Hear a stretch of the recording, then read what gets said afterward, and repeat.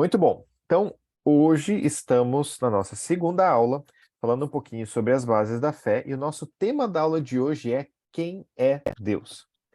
E talvez essa é a pergunta mais lógica ou mais simples, banal que a gente poderia pensar e podia conversar, mas a verdade é que Deus, ele é a base para qualquer cristão ou para qualquer pessoa que pense até mesmo em teologia, porque teologia significa o estudo sobre Deus. Então, se eu não compreender basicamente Deus, como ele se revela, eu não consigo entender como o ser humano existe, como qualquer outra coisa, qualquer outra doutrina se fundamenta.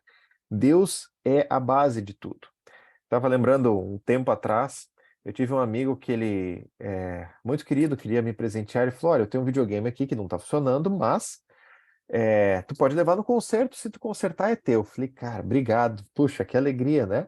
E aí eu levei no concerto e o que eu descobri é que a placa-mãe do videogame estava queimada. Então, era mais caro eu consertar ou fazer qualquer outra coisa do que eu poder ah, trocar ou comprar outro, ou enfim. Então, é aqueles vida de pobre não adianta muito, né? Não vai dar muito certo. Mas o que para mim esse pensamento fica? Deus é como a placa-mãe, ou a parte básica e essencial de todo outro ensino que a gente vai ter depois. Se eu não entender sobre Deus, eu não consigo entender mais nada. Porque pensa comigo, se Deus é alguém malvado, então a forma que eu me vejo é diferente do que se Deus é um Deus bonzinho. Ou se Deus é justo e misericordioso, é diferente da forma de eu entender como Jesus agiu na Terra se eu não compreender essa parte inicial. Todo estudo parte de Deus. E é por isso que hoje nós vamos começar esse estudo, então, exatamente nesse tom. Beleza? Então vamos lá.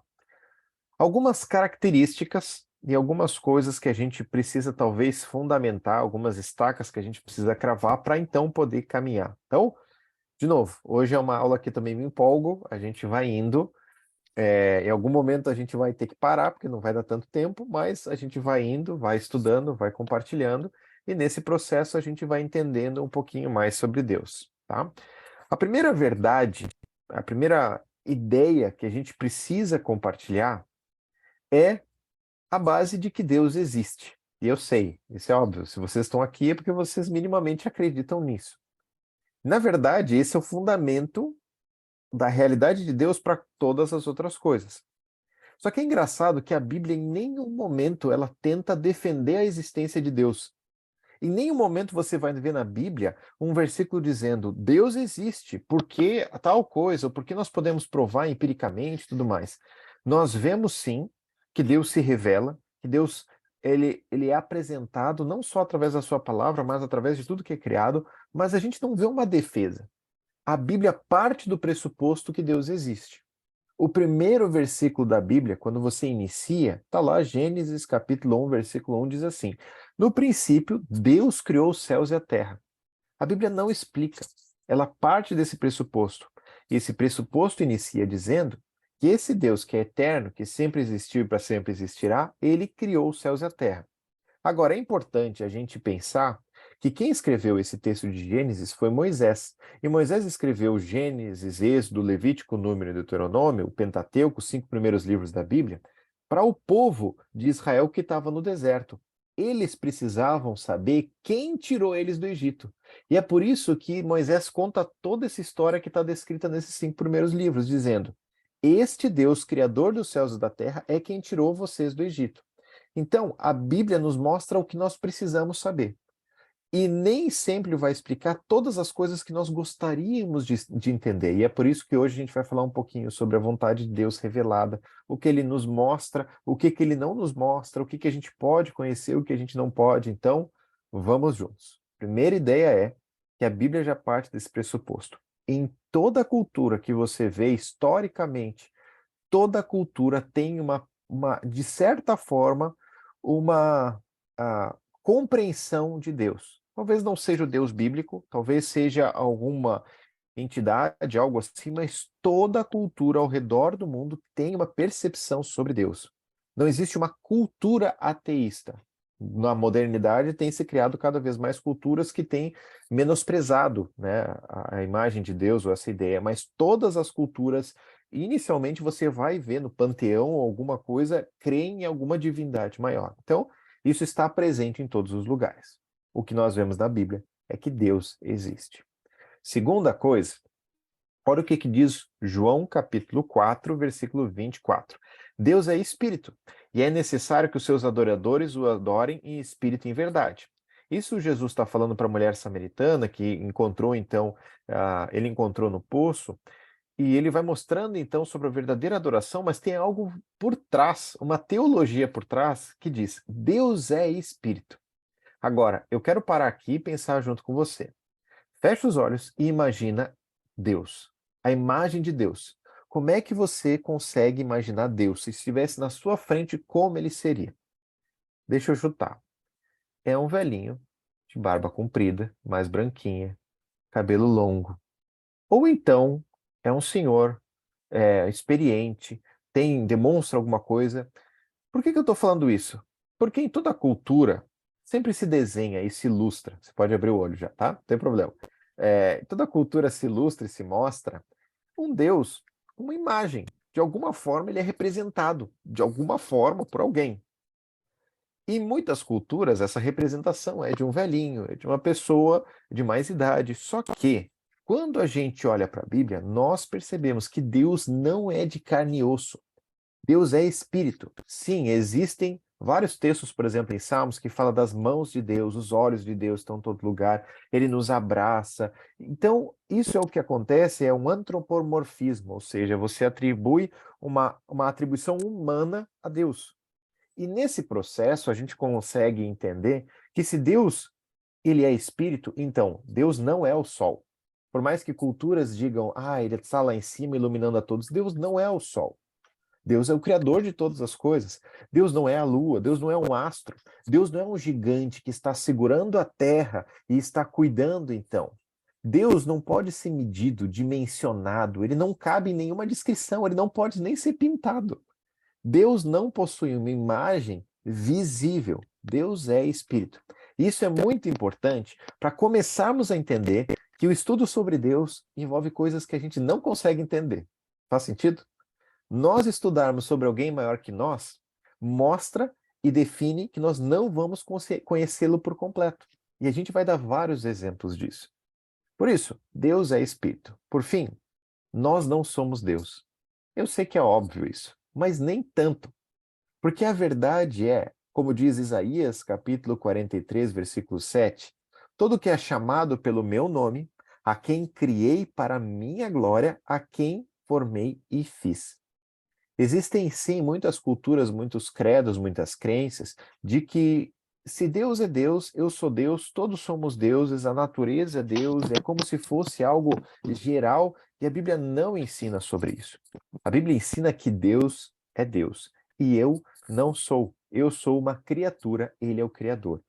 Por que é importante esse pressuposto? É importante para saber que a história não gira em torno de mim. A história da humanidade não é sobre o Samuel. A história da humanidade é sobre o plano de Deus agindo, aonde eu entro em uma parte bem pequenininha, mas é sobre ele. Tudo é sobre ele. E nesse processo, eu sempre lembro de um livro que ele chama A Teologia do Cachorro e do Gato. E a ideia desse livro é bem simples. Ela diz assim: o cachorro, ele vê o seu dono e ele diz: esse dono me alimenta, esse dono me dá uma casa, esse dono me dá carinho, ele só pode ser Deus, porque ele me dá tudo isso.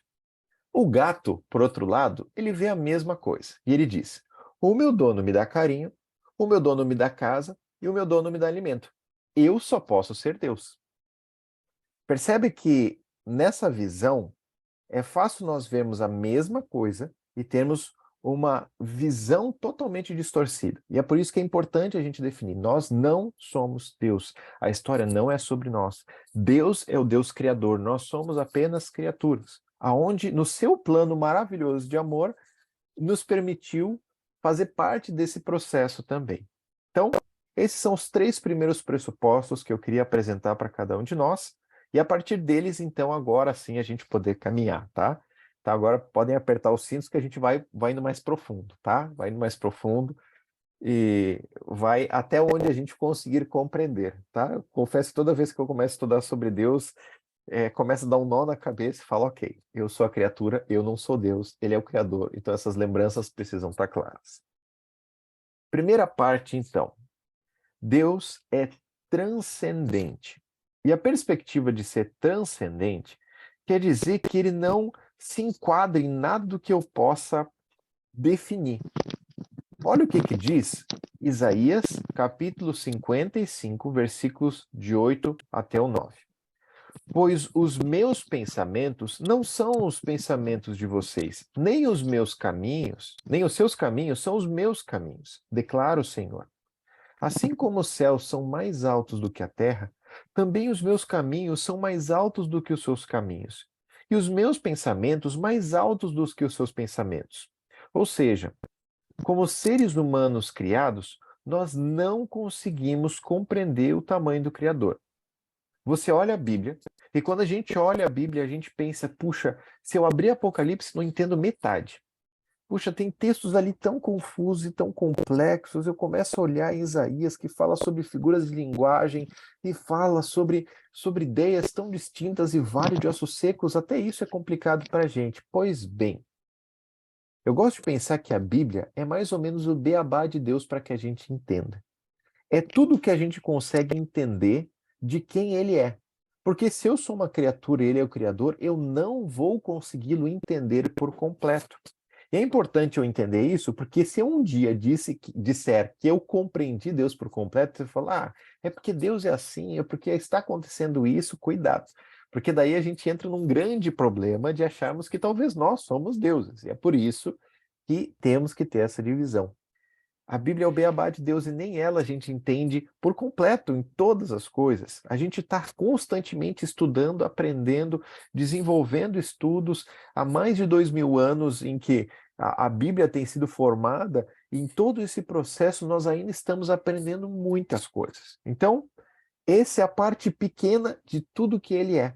E ele nos permite aprendermos a cada dia dentro disso. Deus não pode ser colocado numa caixinha aonde nós dizemos que compreendemos ele por completo. Ele é maior e a gente precisa entender esse processo. Os seus pensamentos são maiores. E é por isso que às vezes a gente passa por uma circunstância e pensa, eu sei o que Deus queria me ensinar. Será? Talvez a gente saiba 10% do que ele queria ensinar. Mas a gente jamais vai pensar que a situação que eu fiquei doente, em algum momento, talvez isso repercutiu na vida de outras pessoas do outro lado do mundo. E historicamente vai repercutir na vida da minha família, como repercutiu no passado e no futuro. Isso não entra na minha cabeça. Então, os planos dele são maiores, os pensamentos dele são maiores. Os meus são limitados. É tudo que eu consigo entender. Então, é importante a gente partir dessa característica. A segunda, Deus se torna conhecido. Eu acho que é muito legal isso, porque quando eu penso hoje em paternidade, por exemplo, hoje com a Elisa conhece o Samuel pai. Ela conhece essa parte minha. É isso que eu dou a ela para que ela possa conhecer mais, porque é como nós nos relacionamos. Então ela conhece o Samuel como pai. Agora, ela não conhece o Samuel como filho do Jorge da Roseli, desde os meus 0 anos até a minha idade hoje. Não conhece tudo o que passou. Não me conhece como pastor. Ela me vê na igreja, mas não me conhece cuidando de pessoas, caminhando, dando aula, pregando. Ela não me conhece como marido. Ela me vê cuidando da Sofia, Sofia comigo, mas não conhece o nosso processo, a nossa história, que começou 6, 7 anos atrás de casamento e tudo isso. Então, o que a Elisa consegue compreender é que eu sou o pai dela. E esse é um passo em que eu fiz ela ir conhecendo, ir me conhecendo nesse processo. Agora, em outras características, talvez ela nunca vai conhecer tão bem quanto outras pessoas ou quanto outros que já passaram um tempo anterior. Com Deus, talvez é mais ou menos assim. Deus se faz conhecido nas coisas que nós precisamos entender e nas coisas que nós conseguimos compreender. Olha o que diz Mateus 11, versículo 27.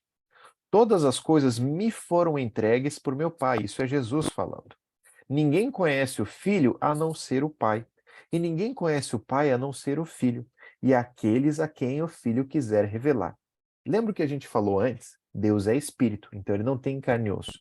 Mas, em um momento específico, Deus se encarnou em forma humana, através de Jesus.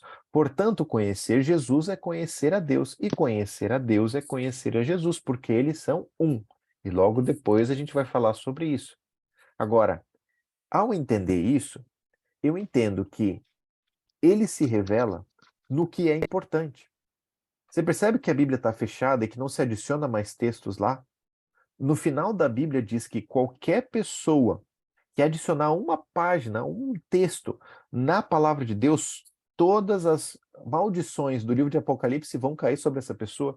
E se qualquer pessoa tirar uma partezinha só da Bíblia, essa pessoa também será amaldiçoada. É um texto forte, tá lá, Apocalipse 22, ao final da Bíblia. Por quê? Porque está fechado, é aquilo. Essa é a revelação que Deus queria nos mostrar. Então, é o que Deus se deu a conhecer para nós. Nós não vamos ter uma nova revelação, um outro livro, algo oculto. A Bíblia é clara, é isso. E nesse processo, como eu disse, nem isso a gente consegue compreender por completo. Nós ainda estamos conhecendo mais de Deus. Portanto, esse é um aspecto importante. Deus se torna conhecido.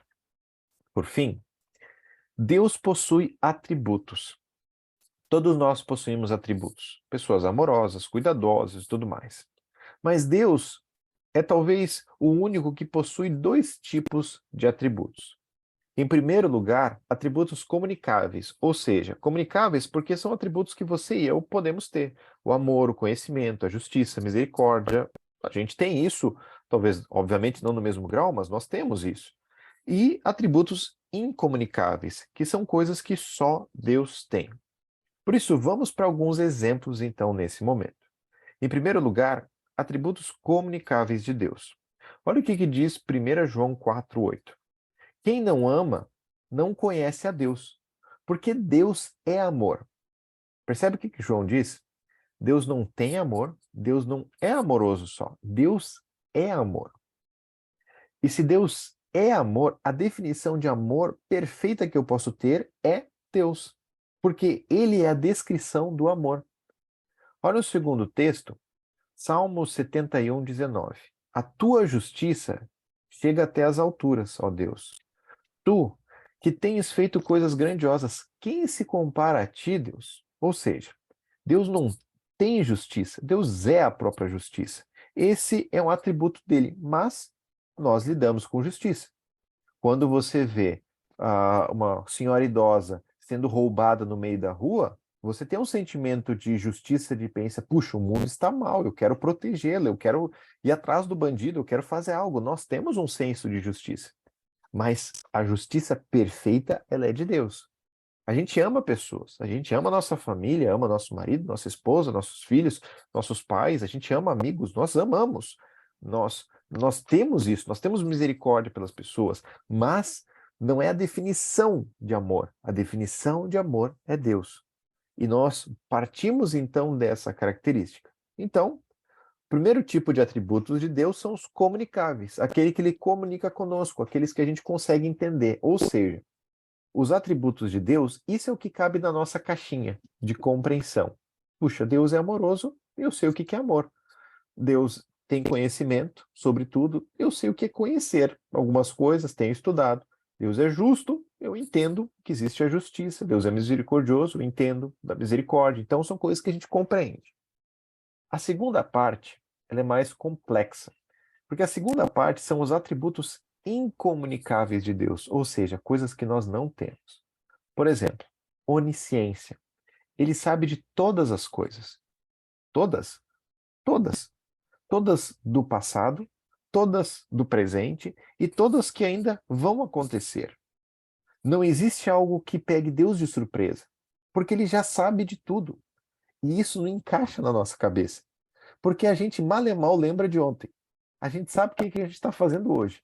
E para amanhã eu não faço ideia. Nós não sabemos o que vem pela frente. E é por isso que a gente não consegue encaixar na nossa cabeça a ideia de um Deus que sabe tudo. Um Deus onipresente. Quer dizer que ele está em todos os lugares. Não existe um lugar onde ele não esteja. Em todos os lugares ele está. Como eu não consigo compreender isso? Porque eu estou aqui. Eu estou, de certa forma, sendo espalhado pela live aqui, pelo vídeo, pelo Zoom, mas eu estou aqui na minha casa, num lugar físico. Eu não consigo estar em dois lugares. Deus está em todos. Então isso não cabe na minha mente.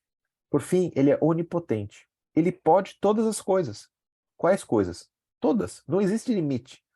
Não existe limite de Deus criar um universo, ou 2, ou 10, ou 30, ou 1 milhão, ou infinito. Não existe limite para Deus. Mas nós somos limitados. Nós sabemos o que nós podemos e não podemos fazer.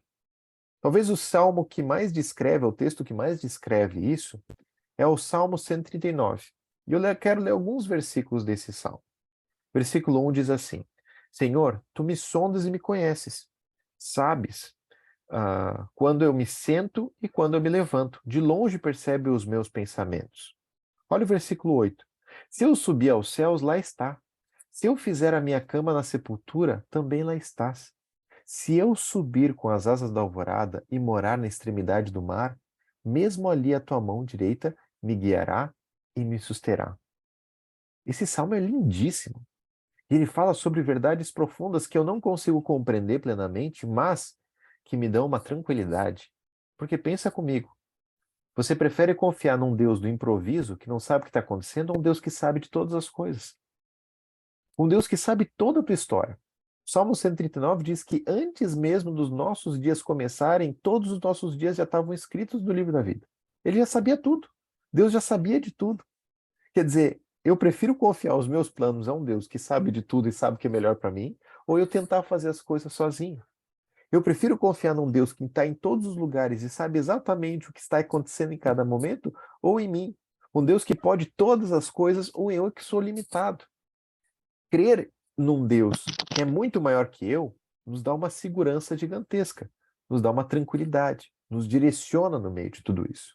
Por isso, duas observações só sobre a questão dos atributos. Em primeiro lugar, não existem atributos plenamente comunicáveis ou incomunicáveis. Por quê? Porque Deus é amor.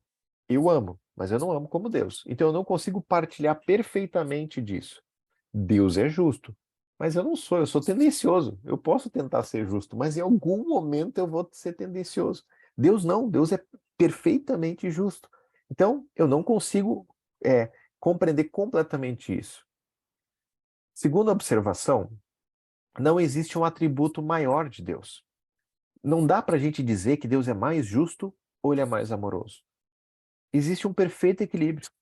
E é importante a gente saber disso. Porque se eu tentar desequilibrar, tem um problema teológico. Por exemplo, Deus é um Deus amoroso.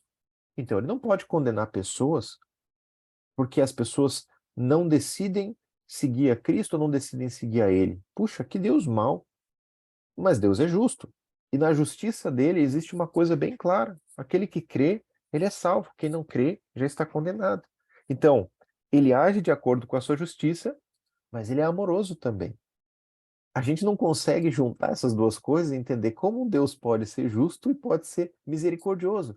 Ou seja, ele perdoa, mas ele aplica a justiça. Tem consequências, mas as suas misericórdias se renovam a cada manhã. Pois é. Não entra, talvez, plenamente na nossa mente, mas a gente precisa entender isso, que Deus, ele compõe todos esses atributos. E a maioria desses atributos estão descritos como os seus nomes. Então, se você tem até uma música do Kleber Lucas que fala sobre os nomes de Deus, pois eu até posso passar, mas ele fala sobre praticamente todos os nomes descritos de Deus, e cada nome tem uma característica, ou apresenta uma característica diferente de Deus. Então, isso é muito legal da gente entender que a Bíblia vai construindo, então, uma explicação sobre quem Deus é. Então, esse é o primeiro ponto sobre os atributos. Muito bem, vamos seguir então. Outra característica de Deus é que ele possui vontades. E aí eu quero começar dando um exemplo do meio de tudo isso.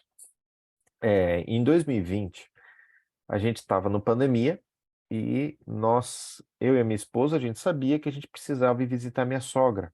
E ela mora em Santos. e não dava para pegar avião, porque estava todo aquele caos, a gente só tinha Elisa ainda, então a gente pensou, a gente vai de carro, 16 horas, então a gente vai sair bem cedo no dia de manhã e a gente vai.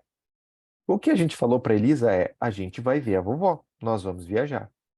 Agora, a Elisa em nenhum momento soube, quando ela entrou no carro às 4:30 da manhã, o papel dela que ela precisava entender é que ela tinha que entrar no carro. Eu coloquei ela no carro e ela podia dormir no carro, podia ficar tranquila.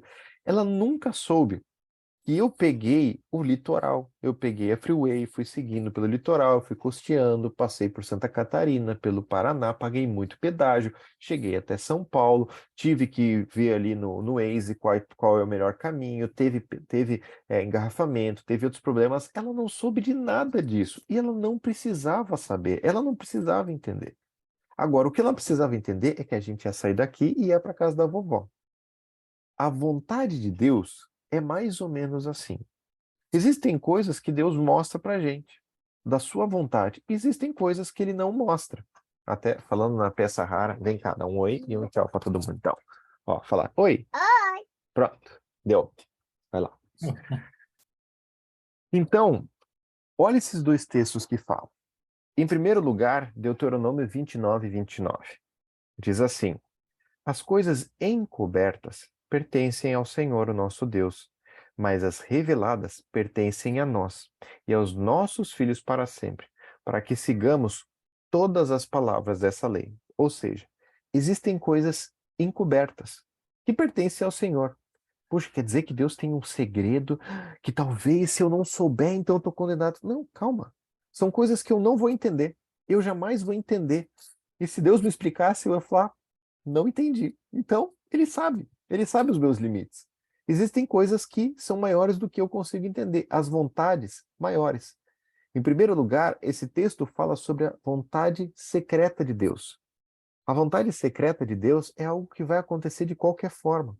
Ou seja, Deus não precisa mexer em nada. Essa vontade vai acontecer. É o que ele já está fazendo, é o que ele já está agindo. E nessa divisão, em primeiro lugar, existe a vontade secreta de Deus, que é o que vai acontecer de qualquer meio. Em segundo lugar, é a vontade revelada de Deus. É o que nós precisamos saber do seu plano. E o que nós precisamos saber do plano de Deus, ele nos disse. Então, de novo, quando a gente tenta avaliar e tenta pensar, puxa, mas será que o caos que está acontecendo lá na Ásia tem a ver com isso ou tem a ver com aquilo? Eu não sei. O que eu sei é que Deus não deixa de ser justo, Deus não deixa de ser bom, não deixa de ser misericordioso, não deixa de ser amoroso e nem nada dos seus atributos. Ele continua sendo agora. E eu não sei o que tem por trás. Eu não sei a vontade dele por trás de tudo isso. Agora, eu sei sim a vontade que ele revelou na palavra dele. Olha o que diz Tiago 4:14 em diante. Você nem sabe o que acontecerá amanhã, que é a sua vida. Vocês são como neblina que aparece por um pouco tempo e depois se dissipa. Em vez disso, deveriam dizer: se o Senhor quiser, viveremos e faremos isso ou aquilo. Então, o que Deus nos mostra, nos revela, a gente sabe, a gente entende. A Bíblia é a revelação de Deus. E o que ele nos mostrou, o que ele se fez conhecido, a gente pode ler ali. Agora, tem outras coisas que a gente nunca vai entender. Portanto, é importante a gente avaliar exatamente essa parte. Segunda coisa, existe a parte da revelação. A parte da revelação, ela também é dividida em duas partes. Em primeiro, a revelação geral, que é uma revelação em que nós podemos ver como qualquer outra pessoa pode ver, e em segundo, a revelação específica. E agora eu quero dividir um pouco essas duas. Primeira coisa, a revelação geral de Deus é que ele se revela através das coisas criadas, da natureza, de tudo que está ao nosso redor. Olha o que diz Romanos capítulo 1, a partir do versículo 20. Pois desde a criação do mundo, os atributos invisíveis de Deus, o seu eterno poder e a sua natureza divina têm sido vistos claramente, sendo compreendidos por meio das coisas criadas, de forma que tais homens são indesculpáveis, porque, tendo conhecido a Deus, não o glorificaram como Deus, nem lhe renderam graças, mas os seus pensamentos tornaram-se fúteis. e o coração insensato deles obscureceu-se. Romanos 1, Paulo começa com um argumento bem claro. O argumento dele é: todos nós podemos conhecer a Deus simplesmente ao olhar para fora e ver a natureza. Simplesmente ao olhar para nós e vermos que nós temos uma estrutura de corpo. Simplesmente ao entender que nada disso foi ao acaso. Como eu disse, em todas as culturas existe uma compreensão de alguém maior. Porque imagina comigo, e pensa um pouquinho comigo, um exemplo bem simples, tá? Imagina que agora na porta da sua casa, você recebe uma campainha ali sendo tocada, tu abre a porta e tem um bolo ali, uma torta bonita de chocolate com morango, maravilhosa. A primeira coisa que você pensa é, alguém fez esse bolo, né? E alguém deixou aqui. Você não vai pensar que, puxa, no meio de todas as coisas que estavam ao nosso redor, talvez alguém bateu num carrinho de ingredientes e aí a farinha se misturou junto com os ovos e aí queimou depois com o motor do carro e algo aconteceu, então, e por acaso esse bolo veio parar na minha frente. Não acontece assim, a gente sabe que alguém fez. Agora, eu não tenho todos os detalhes, nem de quem fez, nem de tudo. A menos que a pessoa deixou uma cartinha e essa cartinha, então, ela diga: oi, eu fiz esse bolo com muito amor, coloquei tais ingredientes, sem glúten, para que você possa aproveitar mais e tudo mais. Ou seja, a revelação de Deus é mais ou menos isso. Através do que existe ao nosso redor, nós podemos ter uma noção sobre Deus. E o que ele quis revelar, ou o necessário para nós entendermos sobre ele, está na palavra. E essa é a revelação específica. Agora, voltando para a revelação geral, e essa parte é muito importante, talvez a pergunta nossa, e aí depois, na aula que vem, a gente vai falar um pouquinho sobre salvação, mas a pergunta que fica é, puxa, se existe um povo inóspito, aonde ninguém nunca foi, um povo ribeirinho, em que ninguém chega lá, e nesse povo tem pessoas que morrem, e que ninguém falou sobre o evangelho. Não é injusto essas pessoas, então, serem condenadas por algo que elas nunca conheceram?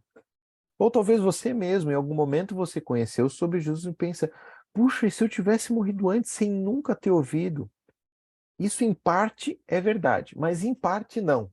Porque, em primeiro lugar, todo mundo consegue conhecer ou ter uma noção sobre Deus simplesmente ao ver a criação, que ela se sustenta, que as marés são do tamanho necessário para que não inundam as praias, que a lua está perfeitamente alinhada para que não aumente as marés e nem diminua, que o sol está na distância adequada para que não nos queimemos e nem passemos frio, que tudo está funcionando e quem sustenta e orquestra tudo isso precisa ser maior do que eu.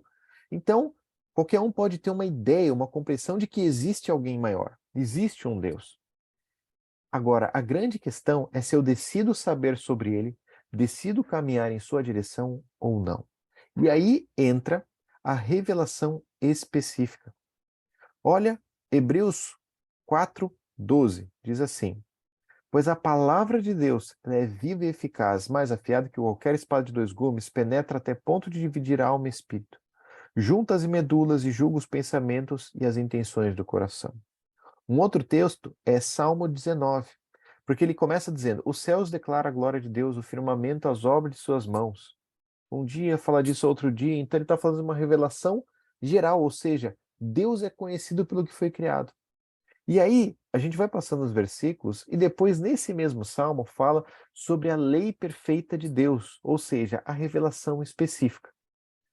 Sim, nós podemos saber que existe um Deus sem abrir nenhuma Bíblia, só olhar ao nosso redor.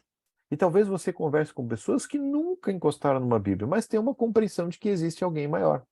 Agora, eu só consigo entender a salvação através de Jesus ao ler a Bíblia de Deus, ao ler a palavra.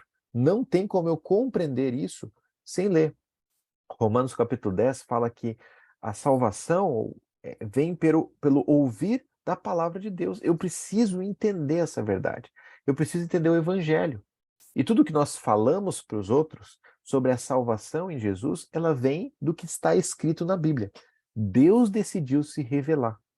E o que ele revelou é o que nós precisamos saber. Percebe que tem muito texto difícil na Bíblia. E se a gente começar a falar um pouquinho de Apocalipse, fala, puxa, tem a besta, daí tem as 7 cabeças, e tem as 7 bestas da cabeça, que tem as 7 bestas, e que tem a noiva, e a noiva entra na cabeça da besta e fala, o que está acontecendo aqui? E fala, puxa, se eu dependo para ser salvo e entender tudo isso, então eu estou perdido. Mas não. Todos os textos da Bíblia em que falam sobre como eu posso ser salvo, como eu posso ter a vida eterna, eles se complementam, eles são muito simples, eles são muito claros, não deixam dúvida nenhuma de que a salvação é por crer em Jesus e que o arrependimento faz parte desse processo. É isso, é simples. Agora, tem textos complexos em que a gente tem um processo de compreender o que é necessário que nós entendamos, a revelação específica de Deus está muito clara. Muito bem. Seguindo então, vamos um pouquinho mais profundo. Já está legal, né, gente? Já está bem bom. Já está um assunto que a gente já não consegue entender inteiro. Mas então vamos um pouquinho mais para a gente conseguir esclarecer um pouquinho mais aí. Um outro tópico que é importante a gente entender dentro disso é a questão da Trindade. Eu não consigo falar sobre Deus sem falar sobre as outras partes, que não são partes, mas são um só, mas se revelam de uma maneira diferente. Por isso, deixa eu tentar colocar isso numa explicação em que eu nunca vou entender por completo, mas que pelo menos a gente consiga caminhar na mesma página. Em primeiro lugar, existe uma união eterna entre Deus Pai, o Deus Filho e o Deus Espírito Santo. Os três são Deus e são um só. Existe uma união eterna. Quando você lê Gênesis 1:26, o que o texto lá de Gênesis diz, sabe o que ele diz? Façamos, pois, o homem à imagem e semelhança. Façamos. Mas Deus não estava sozinho. Quem mais que estava junto ali com ele?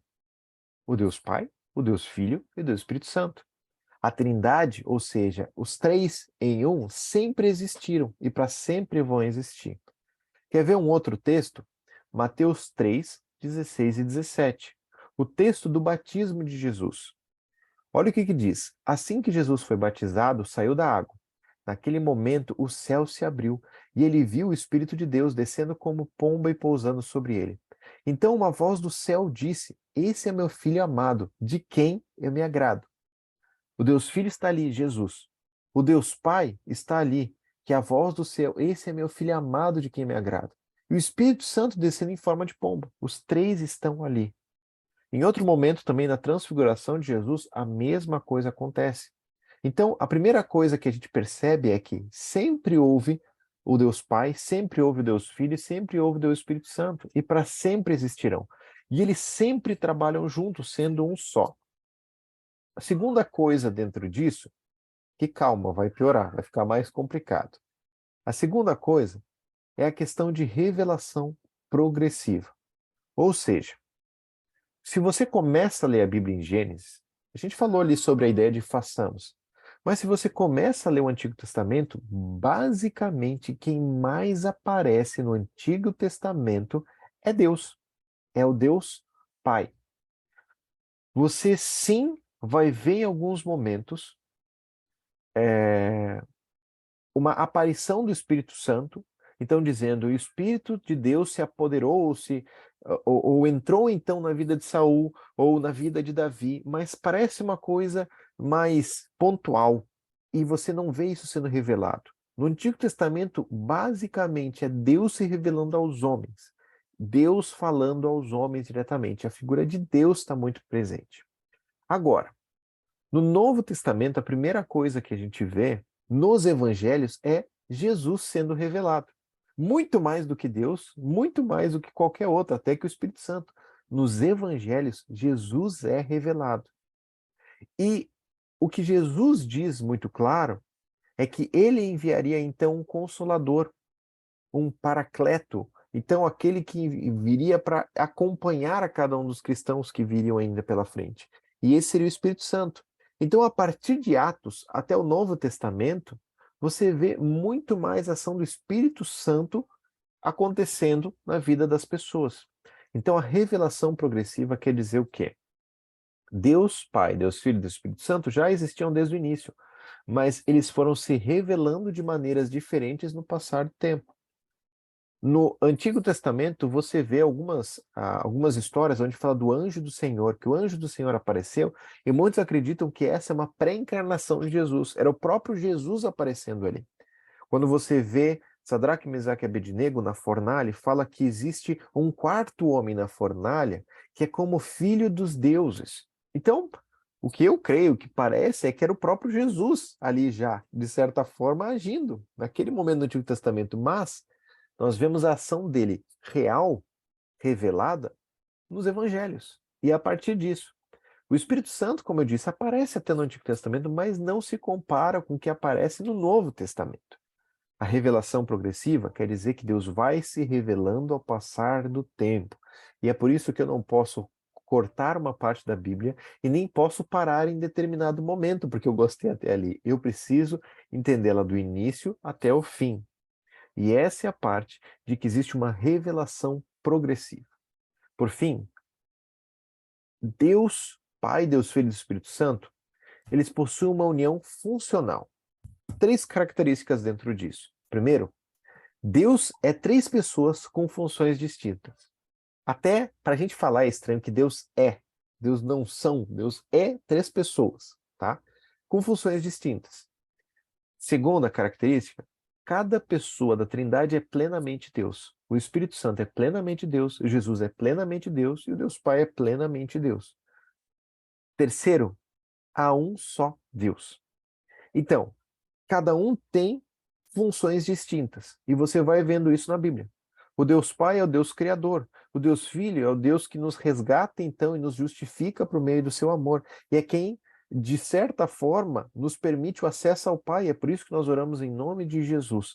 Agora, o Espírito Santo é aquele que nos convence do pecado e nos ajuda a expressarmos, então, o que nós sentimos, o nosso conselheiro que nos expressa, nos ajuda a expressar diante de Deus a mensagem que nós temos, a nossa oração. Então, cada um tem funções diferentes, cada um age de uma forma diferente, mas os 3 são Deus.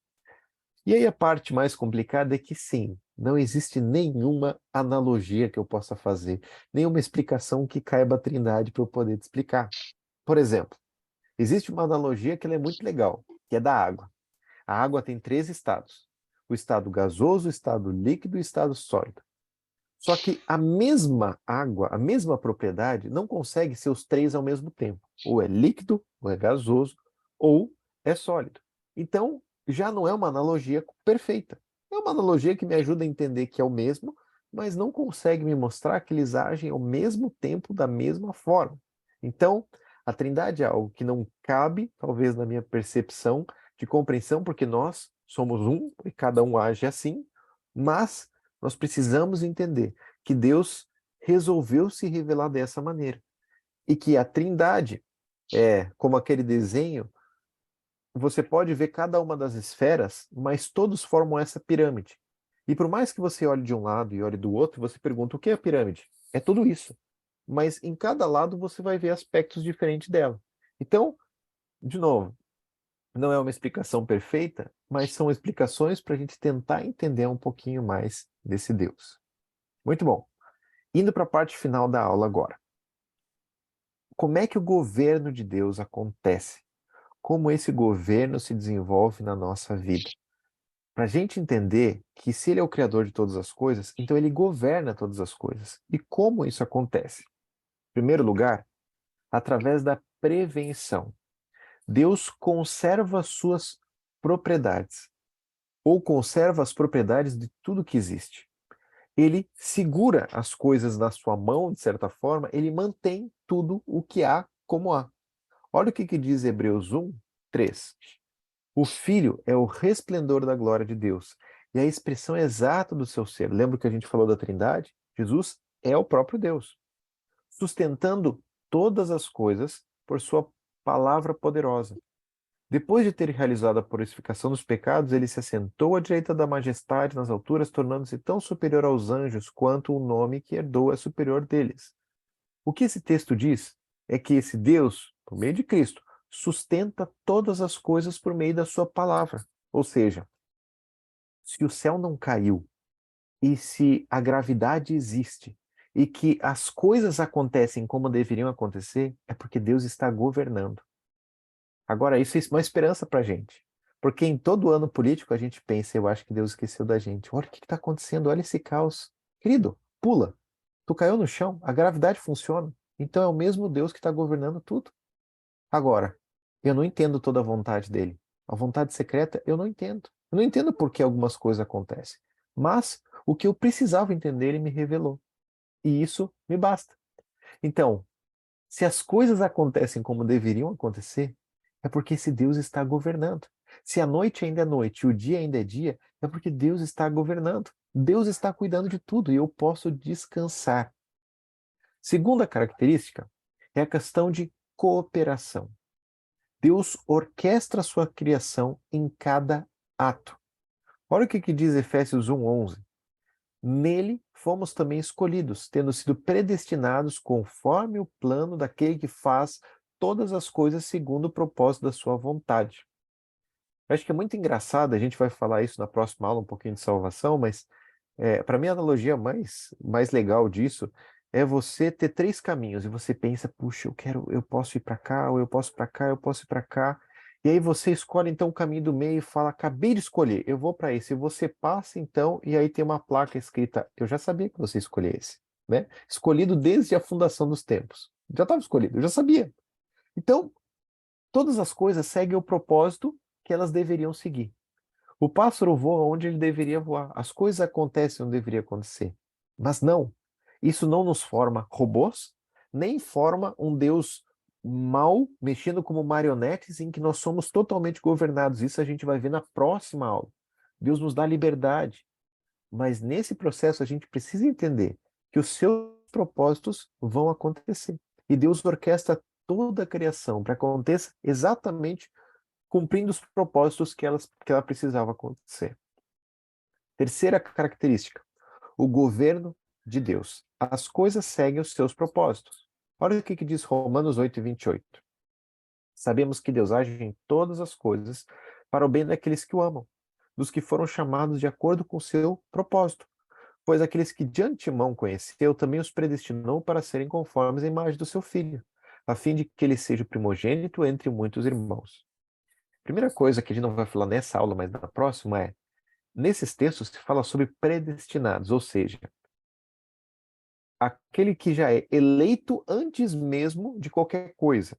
E a gente vai conversar um pouquinho sobre essa ideia de predestinação, de eleição e tudo isso. Mas o que hoje a gente precisa entender é que Deus age em todas as coisas de acordo com os seus propósitos. Então Deus tem o propósito na nossa vida, como cristãos, de nos fazer parecidos com Jesus. E todas as situações que acontecem na nossa vida, elas caminham exatamente nessa direção, para que eu me pareça mais com Jesus. Mas, mais do que isso, Deus coordena todas as coisas.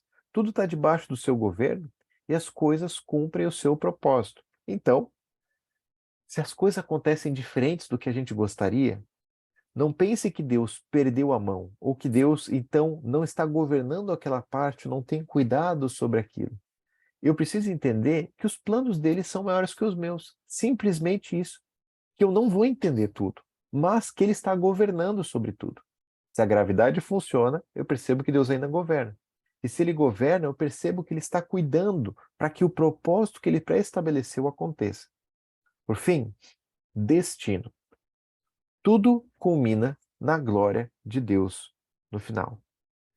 Olha que texto bonito, Apocalipse 22, que é o final da palavra de Deus, mas todas as características que Deus vai mostrando através dali, tá? Então, Apocalipse 22, a partir do verso 1, diz assim: Então o anjo me mostrou o rio da água da vida, que claro como cristal, fluía do trono de Deus e do Cordeiro, no meio da rua principal e da cidade. De cada lado o rio estava a árvore da vida, que frutifica 12 vezes por ano, uma por mês.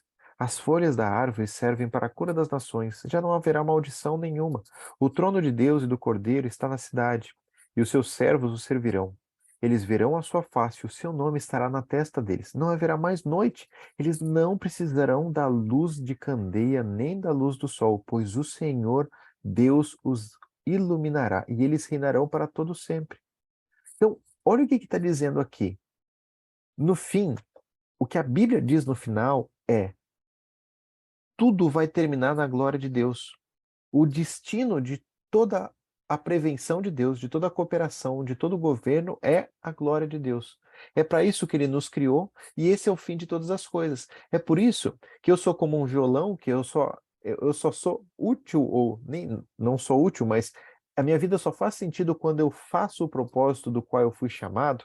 Como violão, eu posso usar ele para tocar, para jogar ping-pong, para fazer qualquer outra coisa, mas ele não vai cumprir o seu propósito. Ele é lindo quando ele é usado para o seu propósito, que é ser tocado. Eu fui criado para a glória de Deus. E a minha vida faz sentido quando eu vivo para a glória de Deus. Porque todas as coisas, no fim, darão glória a Deus. Esse é o destino. Por fim, apenas para a gente esboçar essa ideia, existe sim uma parte da responsabilidade humana que a gente vai falar na próxima aula. Deus criou cada coisa com a sua propriedade. A água para ser úmida, o fogo para ser quente. Então, todas as características de cada um. E nós, com a responsabilidade sobre os nossos atos. Então, a primeira coisa que a gente percebe é, por exemplo, Gênesis 3:12, de que quando Deus pergunta para Adão: Adão, onde você está? Onde Adão e Eva já tinham comido do fruto, em nenhum momento eles questionam a Deus, eles culpam a Deus e falam: ah, Deus, olha o que tu fez aqui. Eles tinham total liberdade da ação deles. Então, sim, Deus sabe de todas as coisas, mas sim, nós somos responsáveis. E é isso que a gente vai ver na próxima aula e estudar um pouquinho.